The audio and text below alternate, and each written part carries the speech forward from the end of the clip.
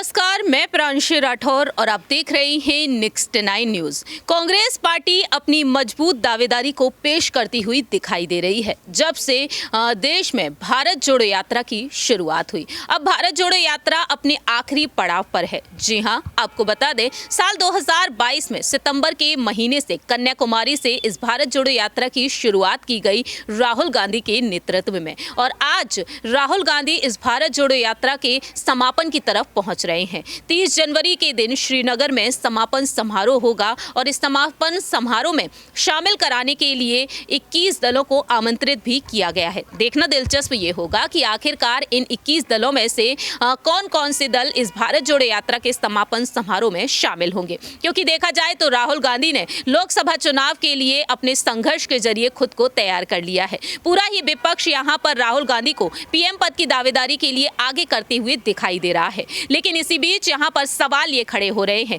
कि लोकसभा चुनाव में राहुल गांधी आखिरकार किस सीट से चुनाव लड़ेंगे। फिलहाल तो वह मौजूदा वक्त में वायनाड से सांसद हैं, लेकिन सवाल यहाँ पर खड़े होते हैं अमेठी सीट को लेकर। गांधी परिवार का गढ़ कहा जाता है अमेठी सीट, मजबूत गढ़ माना जाता है। लेकिन जिस तरह से बीते पिछले चुनाव में साल 2019 में केंद्रीय मंत्री स्मृति ईरानी ने हार का सामना कराया राहुल गांधी को, उसके बाद से यहाँ पर अटकलें और भी तेज हो गई हैं कि आखिरकार राहुल गांधी खुद मैदान में उतरेंगे या फिर किसी और को आगे करेंगे। और इसी बीच देखा जाए तो स्मृति ईरानी डंके की चोट पर कई बड़े ऐलान कर रही हैं, चुनौतियां देती हुई दिखाई दे रही हैं।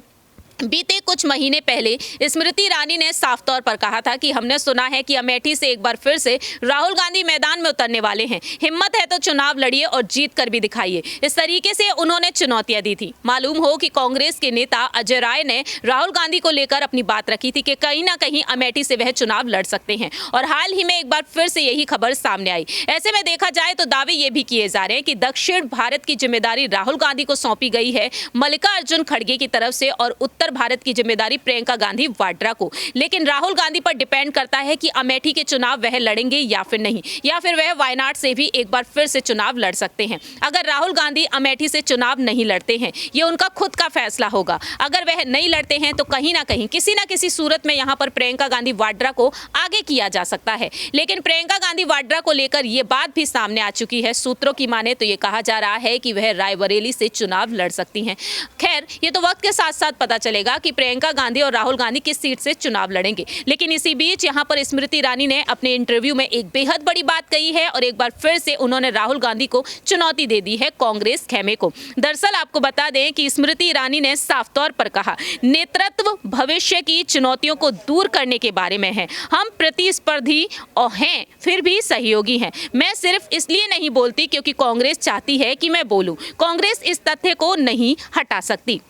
मैंने राहुल गांधी को हरा दिया, उन्होंने साफ तौर पर कहा। पहले की सरकारें सुधारों को लेकर अनिर्णय की स्थिति में थी। 2014 से पहले राजनीतिक माहौल अस्थिर था, लेकिन नरेंद्र मोदी जी के प्रधानमंत्री बनने के बाद हालात में बदलाव आ गए हैं। पीएम मोदी के निर्णायक जीत ने उन्हें सुधारों के लिए जगह दी है। शासन परिवर्तन से भारत की क्षमता दुनिया के सामने आ रही है। आपको बता दें कि 2019 में लोकसभा चुनाव में राहुल गांधी को अमेठी से हराया था स्मृति ईरानी ने, और यहाँ पर पीएम मोदी की वह लगातार तारीफ करती हुई देखी गई है। ऐसे में देखा जाए तो यहाँ पर स्मृति ईरानी ने एक बार फिर से राहुल गांधी को चुनौती दे दी है अमेठी चुनाव के लिए, और उन्होंने साफ तौर पर कह दिया है कि कांग्रेस को यहाँ पर इसी बात का दुख है कि उन्होंने राहुल गांधी को हरा दिया, और वह इंतजार कर रही हैं कि आखिरकार अमेठी से मैदान में किसे उतारा जाए, राहुल गांधी को या फिर प्रियंका गांधी वाड्रा को। खैर, ये तो वक्त के साथ साथ पता चलेगा, लेकिन साथ ही साथ उन्होंने चुनौती दे दी है पीएम पद की दावेदारी के लिए भी, क्योंकि यहाँ पर वह पीएम की तारीफ करती हुई नजर आई है। देखना दिलचस्प होगा कि आखिरकार 2024 में